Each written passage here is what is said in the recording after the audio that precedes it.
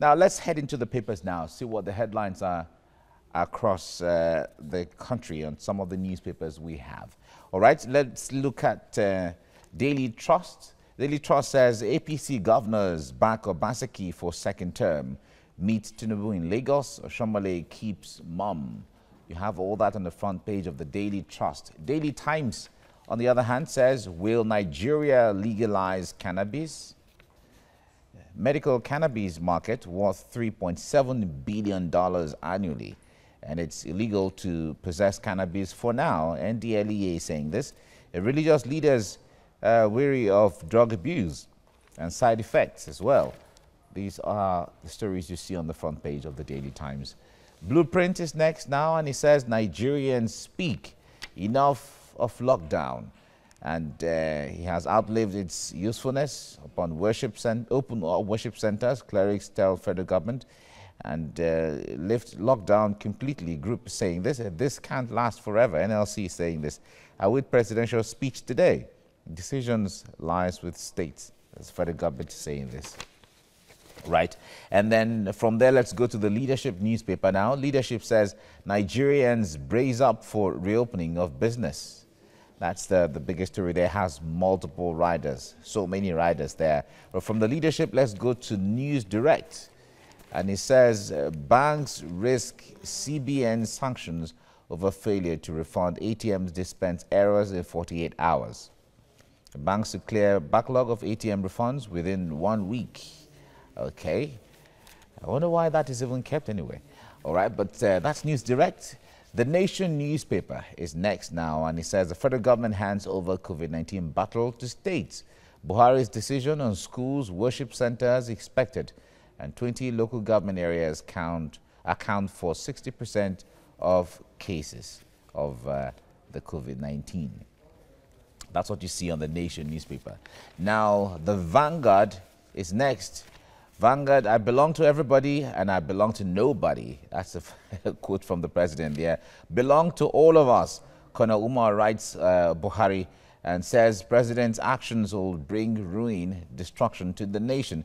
Adds it's no surprise enthusiasm for Buhari's 5th anniversary celebration, not shared by segments of the public. All these are from Colonel Abubakar Umar, retired.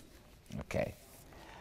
All right, let's get to my guest now. Dr. John is standing by, a leadership and communication strategist. And Dr. it's good to have you join me right now. Really nice to see you. The story I'd like us to look at is, let's look at Nigerians brace up for reopening of businesses on the Leadership newspaper. That's what Leadership has in here. Now, the point there is, in Lagos, if you see the movement of things, you get to see that, okay, my producer is saying we should talk about something else for now. On social media, since the past few days, there has been, has gone buzzers with a lot of reaction concerning the girl that was Uwa, that was raped and killed in the University of Benin. Now, this draws our attention to the issue of safety for girls. What do you, when you read all the messages that you've been reading, what really comes to your mind? Thank you, Mike. This morning, I will also be speaking as a former student union president. Not just that, also somebody who, as I was leading the Polytechnic some years back, I had a similar experience. It's a sad reality in Nigeria today that even when government most of the time is doing all it can within its capacity to secure us, we still have a lot of bad eggs among us in the name of fraternity, in the name of criminality that will actually be leaching hardship on families and people across the country. What we saw in Uniben is not the first, and I doubt whether if every member of the community does not actually come together to fight crime, I doubt whether it will be the last. But it's the worst thing I've ever seen lately, is the worst thing I've ever heard lately. For somebody, you know, who is actually using this period of lockdown to prepare for school. I've seen a lot of students, and there was even a research that majority of students will actually return to school without knowing most of the things that they've been taught. That underscores the need for majority of students to actually, the serious ones, to actually brace up. And this is exactly what has happened in this case. Somebody went into the church because, number one, there was no gathering, there will not be noise, and that will give us some comfort to read. And what we are having is perhaps a person or a group of people coming to actually murder her in cold blood. It's not just the safety of the girl or the girl child, as the case may be, or women. It's just the safety of the Nigerian people. And I am actually saddened. It is so sad that in 21st century Nigeria, that things like this will still be happening, Mike. All right. Now, the point there is, one wonders, because the church is located around a vicinity that have houses, rather. One wonders, out of the struggle and even screams, that no one could come to the help of the girl at the time. I wonder how that is. You see, one problem in Nigeria always leads to another, and it's so sad. It's a problematic situation.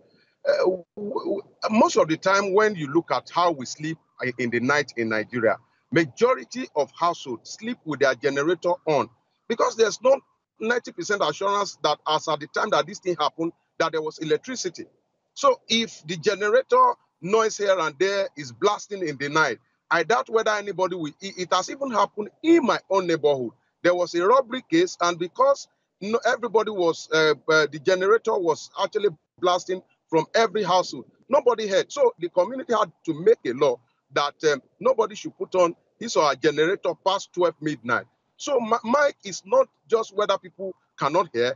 I doubt, I didn't know when it happened, but in my head I was thinking that in a situation where people hardly sleep with light, there's all possibilities that the generators will be on and there will be noise all over the place. That's the advantage of what this criminal, because I often tell people that the first weapon everyone has is the mouth. When you are confronted with an issue like that, the first thing you want to, is a product of impulse. The first thing you want to do is to actually shout. I know that will also be, in this case, the first thing the young lady will do, to shout. But when the generator, when the noise here and there will not allow the people to hear, what do you say to that?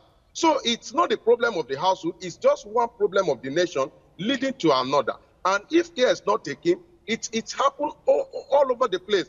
I was talking about my experience. I opened with my experience one time. One night we slept, and the next morning we got the report that about 4 students have been slaughtered.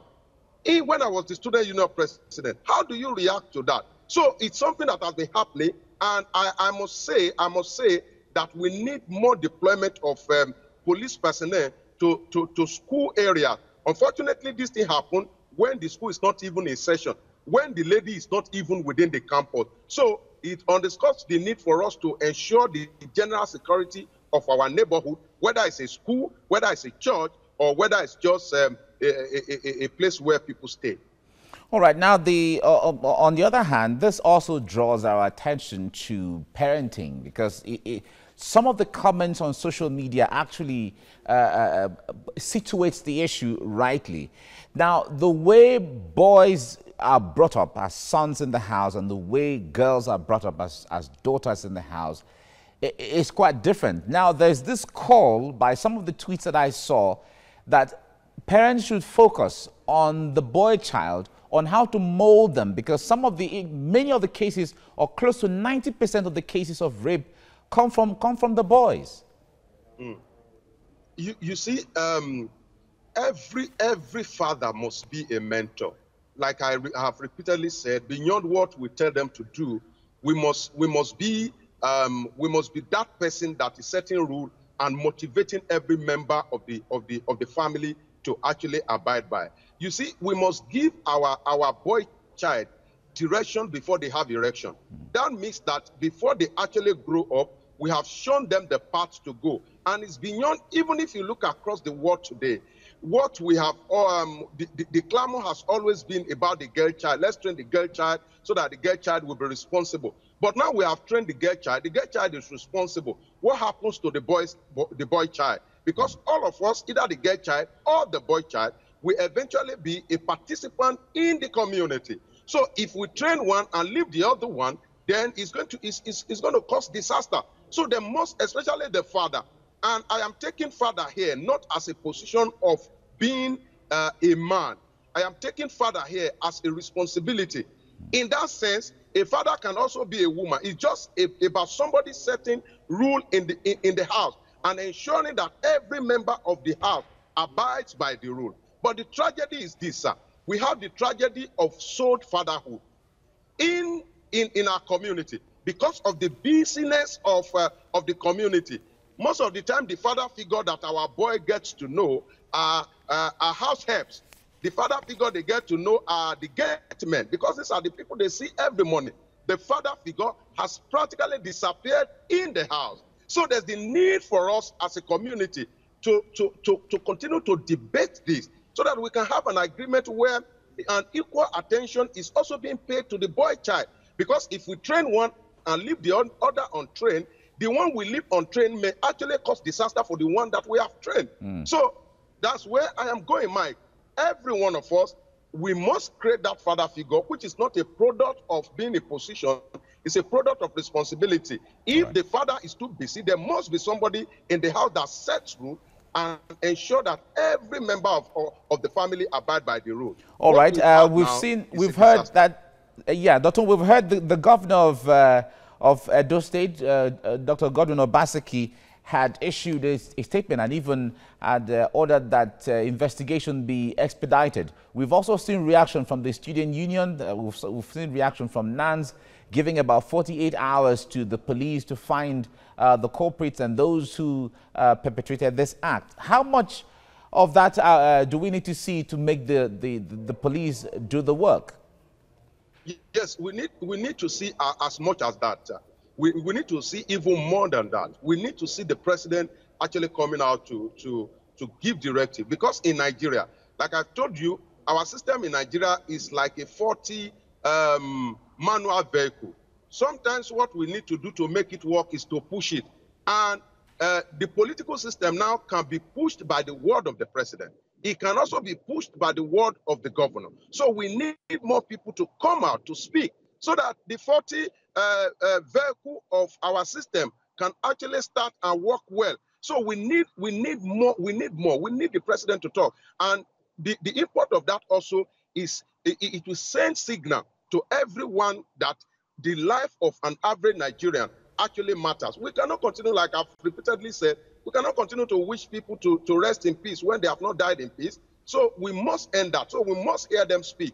Now, because we must even hear the IG give assurance that this thing, everything they were going to do will be done fast, so that at least we will allow, like we say it traditionally, we will allow the spirit of the young girl, who I believe now is currently seeking justice, to rest. Justice is what we want, and every Nigerian person must actually rally around the parent, the guardian, and even the university community to ensure that there's justice for this young lady. All right. Dr. John, thank you so much for your time on the program.